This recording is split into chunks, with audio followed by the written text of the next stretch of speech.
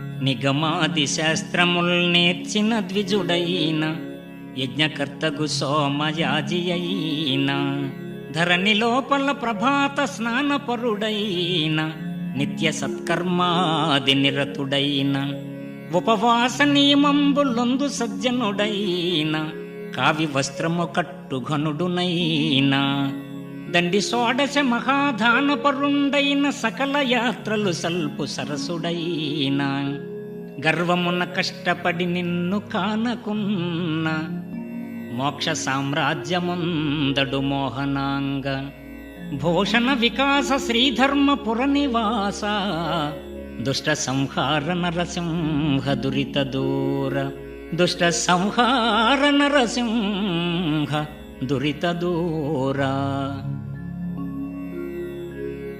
ముకుంద, మోహ మొదలితే గాని మోక్ష సామ్రాజ్య ప్రాప్తి కలుగదు కదా. కరుణించి నా మోహాన్ని తొలగించు.